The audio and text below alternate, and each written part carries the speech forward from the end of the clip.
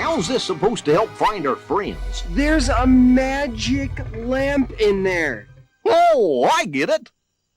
I just don't understand it. Sponsored by Surfshark VPN. Submitted for the approval of the Midnight Society, we got Sonic appearing on a talk show, the Lost Kingdom Hearts show found, and even more lost media. It's Juice and Jam time. Hey, turn those frowns around. Oh no, Rosie O'Donnell! Come on, everybody, sing along. We don't know a thing about your world. If the urge to off yourself didn't overtake you in the 90s, you were among the few to have survived through Rosie O'Donnell's talk show. One of the many guests forced to be on was the Sonic the Hedgehog, voiced by Ryan Drummond, who portrayed Sonic in the adventure games. While there's no footage of this beyond a single image, Ryan talked about this on episode 67 of the Nerd On podcast. From what he remembers, this cameo happened in 1998. Ryan was flown to New York to promote Toys for Tots as Sega was donating plushes to kids. During the show, someone else was in the Sonic costume while Ryan would be off camera doing the voice. Rosie O couldn't hear Sonic, so the interview was pretty short. It's nothing monumental, but if this really was 1998 as he remembers, this would be the first time Americans heard his portrayal as the Blue Blur. You see, Sonic Adventure was already out in Japan, while the US didn't get it until a year after. Related, as a reward, Sega gave Ryan a Dreamcast console and games, which I wonder if he got the Japanese version or an early American cut. Now, if Ryan was not in that costume, then who was? Well, he talked about that in the same podcast. Is that this dude who was in this costume was like the epitome of like the horror movie where there's a killer in the costume. Oh my god. No. Michael Myers. I don't know who this dude was, and nothing against him, totally nice guy, but like we went out to dinner afterwards. They took us to some fancy dinner or whatever, and so I was sitting there with this guy, and he had like a long ponytail and like a porn mustache. And, nice. No. And what this dude did in his real job was he was a tragedy scene cleanup guy. Oh. No. So he was the dude Right that in the when somebody got childhood. murdered, he would sop up all the blood and he would pick up all the, you know, to quote Pulp Fiction, all the pieces of skull and brains from the back seat, you know, that kind of thing. That's what this guy did. How's and that he was your real. side gig? I know, but he was real quiet and real nice, but really kind of odd. And Now you I'm could just see that. picturing him in the Sonic suit. They're just like- Exactly. backstage, like just staring into nothingness. So like, how do you handle it, man? Well, on my off days, I dress up as Sonic. If that wasn't weird enough for you, Ryan also mentioned his earliest memory. My earliest memory in my life is laying in my crib and being tickled by 3 clowns. What? Oh. Wait. You're welcome, because now that's your dream too. That's not a dream. That's a nightmare. As for another clip lost from the Rosie O'Donnell show, she did interview a 2D character, Angelica from the Rugrats. The only clip that exists is from a making of episode called Still Babies after all these years. Probably also worth finding, but it's the Rosie O'Donnell show, so I doubt it. They've been on the cover of magazines, flown high above the Thanksgiving Day parade, appeared on the Rosie O'Donnell show. Wait, I'm here! I'm here! And now they even have their own star on Hollywood's Walk of Fame.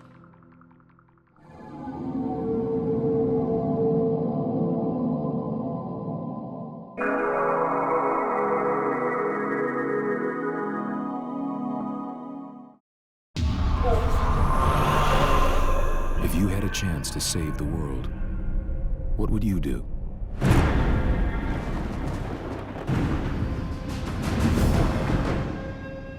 From the creators of Batman the Animated Series and The Masturbating Bear. Coming to you from Warner Brothers Studios, it's Conan! When it comes to late night talk shows, Conan O'Brien was probably the last good one. After leaving NBC and getting a new start on TBS in the year 2010, one of Conan's newer recurring gags was the Flaming Sea. This was his superhero designed by Batman the Animated Series co-creator Bruce Timm.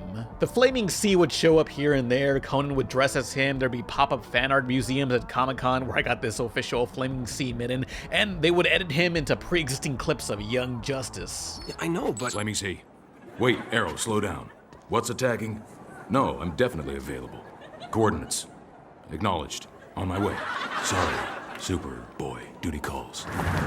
But the lost media of this segment involves the DC Comics fighting game Injustice: Gods Among Us, where the Flaming Sea was a playable character. Well, actually, they simply reskinned Superman's 3D model. This was only a private build of the game for the part of the show where Conan tries upcoming games despite not knowing about games. These skits were called Clueless Gamer, but I call it journalism. Am I winning? No, you're doing terribly. You lose, Arthur. Aquaman wins! Oh, wait, I think I recognize his co-host in these segments. I'm getting yelled at by Twitter. Pan Pizza wrote in all caps, talk about games. Okay. Simpsons games. Is Pan Pizza here? Are you here, Pan Pizza? All right, good. Didn't want to have to throw down after this. Anyway, the Flaming Sea was not playable in retail copies of Injustice, but surely this version still exists. I tweeted at co-creator of Injustice and Mortal Kombat Ed Boon, to which he confirms maybe in some server somewhere the Flaming Sea build is preserved. Maybe. Even as a joke, it would be cool to have this skin included should they ever re-release the first game. WB Studios put Conan in Lego Batman 3 the game. Why not this too? If Marvel vs. Street Fighter could have some Japanese comedian in their roster, DC's Injustice should do the same in return. Thank you so much. This is really cool. Take care of those hands. You bet. Those are the hands that created the Flaming Sea. Among Us.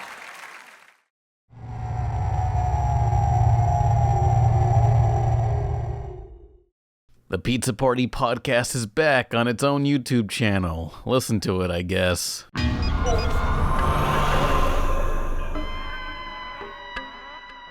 Monique, get real. We're talking Halloween. He loves Halloween. I live for Halloween.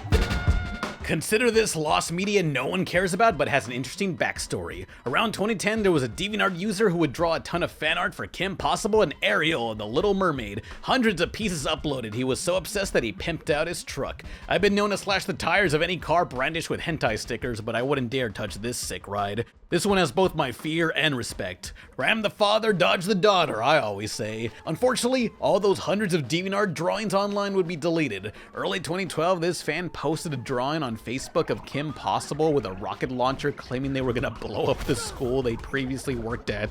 Someone reported that drawing to the police and got him arrested. Their DeviantArt has been deactivated and all those hundreds, maybe thousands of drawings vanished into cyberspace. Lost. Just an artistic travesty worse than any climate activist could ever commit. R.I.P.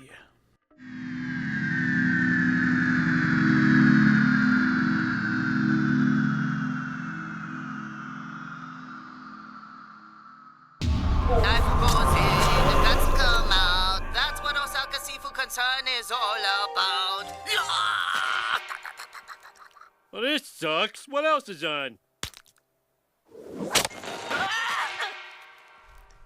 ¡Qué feo canta! ¿Qué no hay Dragon Ball Z?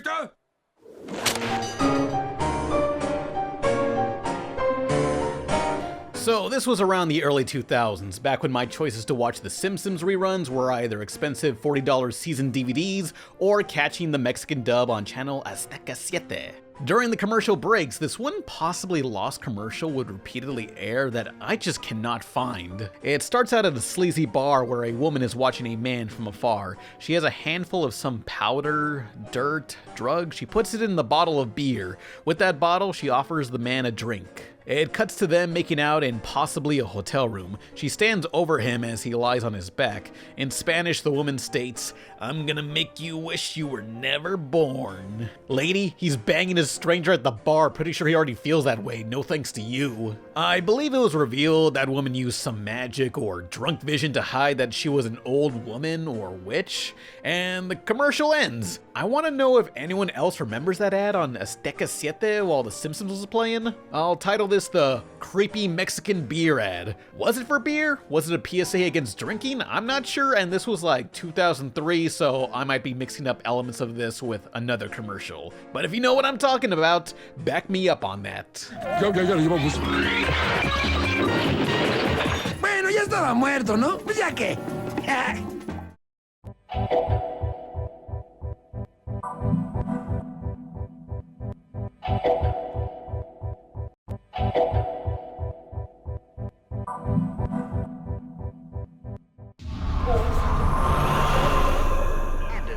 grand prize winner, we're taking you and 4 of your closest friends to present Dogbot to the famous robotics expert, Dr. Akira Onodera, in Tokyo, Japan.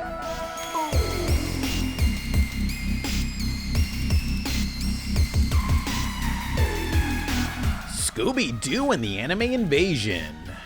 You heard me.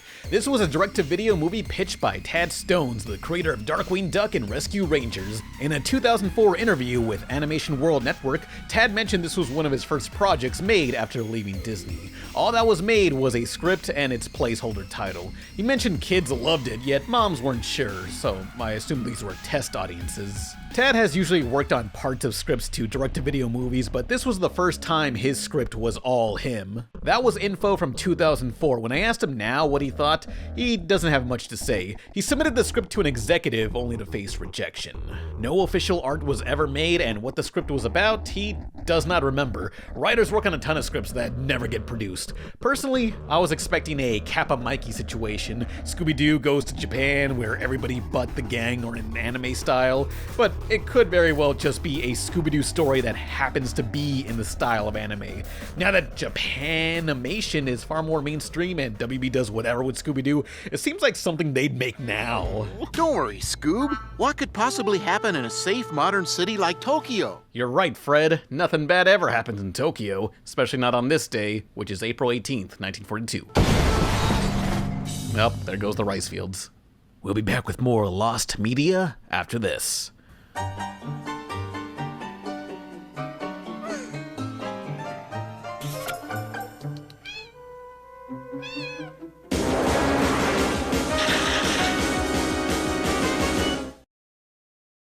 Oh, don't you hate that? Well, Surfshark VPN, yes sir, the sponsor of tonight's video. What's a VPN? It's great, it changes your internet region and protects your privacy. You got Netflix, just switch regions and bam, you can see what other countries have on their Netflix. It's that easy. How about something to keep you safe, especially on public Wi-Fi? Nothing can stop you. Use the code RebelTaxi to get 83% off and 3 months free. You got a 30-day money-back guarantee. Oh, what, you got an incognito window on your browser? Wow, that's completely useless. Surfshark VPN, it's got clean web. This thing will block malicious ads, trackers, and malware. Don't trust an internet provider, trust Surfshark VPN.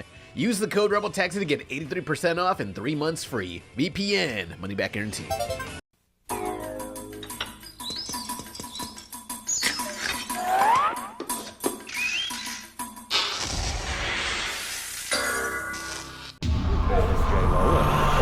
Thank you present. KV's Quita Culpepper shows us how Austin's powerhouse animation has taken the power couple from the silver screen to the video game screen. Whether you've seen the Castlevania cartoon or the Sonic Origin cinematics, you're probably familiar with the studio Powerhouse Animation. But did you know they also tried to make games? This was in the early 2000s when they started out as a 5-person 2D studio during the takeover of 3D animation. They needed a way to stand out, so they came up with a unique idea: promotional arcade cabinets. These would feature custom flash games and/or demo reels that would play in the lobby of a company building. Now, I elaborated more about this in my Clerks animated video, but movie director Kevin Smith was a major supporter of the studio. On top of several animations, Kevin also commissioned an arcade as a gift. It was for actor Ben Affleck and Jennifer Lopez, who were dating at the time and starring in Kevin's film, Jersey Girl, a movie beloved by no one. J-Lo comes to the rescue, first fighting off ninjas, then fighting off Matt Damon.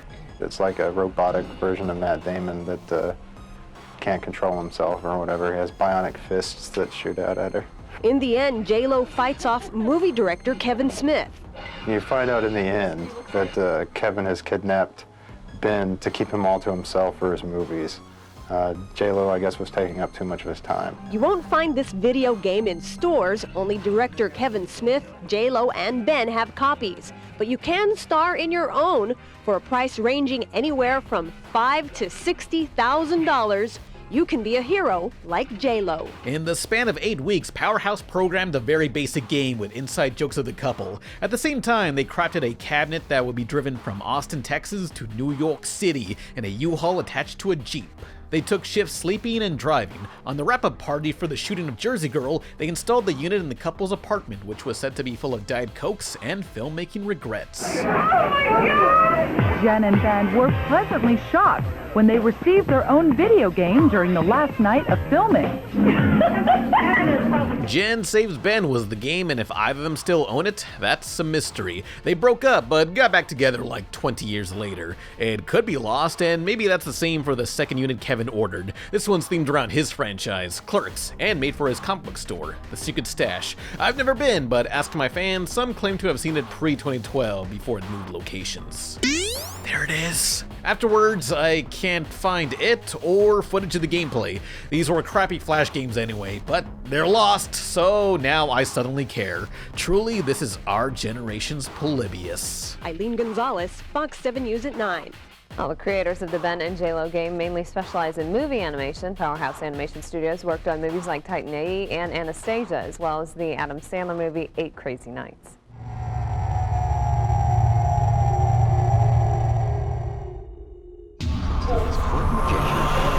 Of the guard to seek out that special hero that would save the kingdom, the one destined to wield the Keyblade.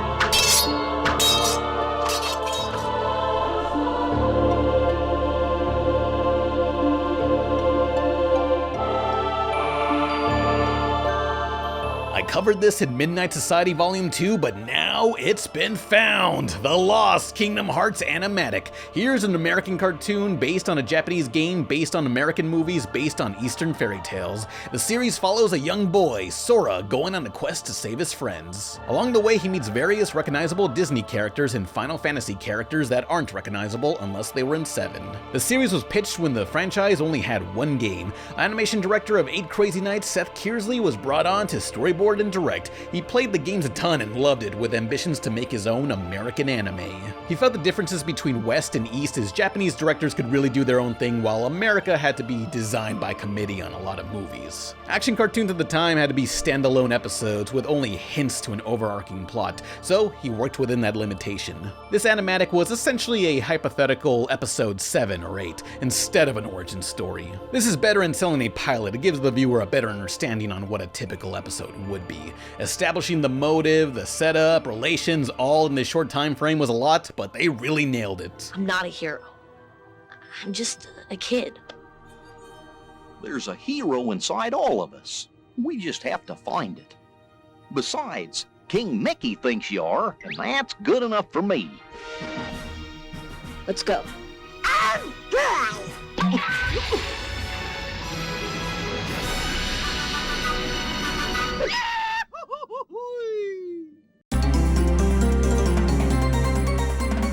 There's a lot of good characterization, Goofy being a father figure to Sora and acting goofy when he fights, Sora and Riku feeling like genuine friends instead of emotionally distant was a good change, and Kari does something. The episode takes place in the world of Aladdin, but he remains absent, unlike the games. The original script featured him, yet Seth demanded a rewrite, which almost got him off the project. He felt the first draft was like an episode of Aladdin that happens to feature Kingdom Hearts elements instead of the other way around. With so much to establish, it's good they streamlined it. They even used actual backgrounds from the movie, which were scanned from an archive. No one was allowed to touch the vintage backgrounds except for an archivist wearing rubber gloves. They tried getting the original voice of Sora, the main character, on board, but Haley Joel Osment was busy, scheduling conflicts. The only thing bad about the pilot is the very wonky drawings, which even the director Seth would also agree. Had it become a show, these would not be the final designs. Unbelievably sweet, the Kingdom Hearts community. And then some are so vicious, like, especially specifically about the drawings, and it's like, it wasn't gonna look like that, so just, like, spare me the vicious, because I do not draw anime style. As many on the internet have pointed out, these drawings look horrible, you say.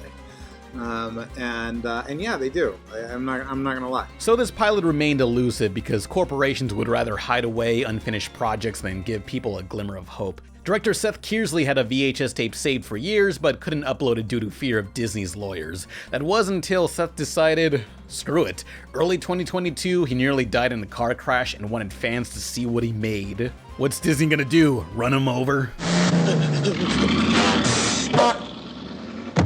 Fractured all of the ribs on this side, half the ribs on this side. 4 of the ribs on this side now have plates because they were completely broken through in 4 places. Fractured both hips. Fractured the right pelvis. Collapsed lung. Lacerated heart. Ruptured spleen. I almost died. And there's some shit that I want to put out in the world that almost never got to be put out in the world, so I'm going to put out in the world. So that's a lot of stuff. I know. I'm sorry. Maybe it's too personal. But everything's kind of personal for me now. That close. You think about some stuff. The pilot tested real well with audiences, although the game's company Square didn't agree. Games make more of a profit than a TV show, and supposedly the franchise director Tetsuya Nomura didn't like this. They'd rather concentrate on the games and not worry about another production overseas. Damn. When you consider how much media now is a Ready Player One circle jerk of, look how many properties we own on our streaming service, it feels like a Kingdom Hearts show could happen. One benefit in waiting this long is now there's way more games, and they got the opportunity to maybe simplify the story. Sometimes the best adaptations are just sampling the best parts of a franchise and leaving out or remixing the rest. Had this show been made, it could have been something special. Ahead lie many worlds to save. Sora will find strength in the hope that he will once again be with his friends, Kairi and Riku.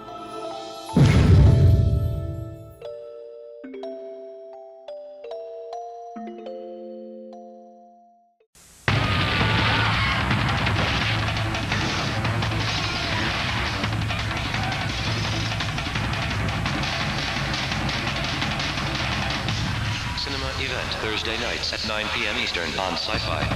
Tonight, Jamie Lee Curtis in the original Halloween and Halloween